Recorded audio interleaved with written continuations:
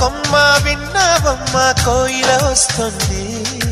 విన్నానమ్మ తీయని వేణువు రమ్మను పిలుపులని. నాటు తుత్తి తుక్కుతాన తాకు తాకుతాన నాటు తుత్తి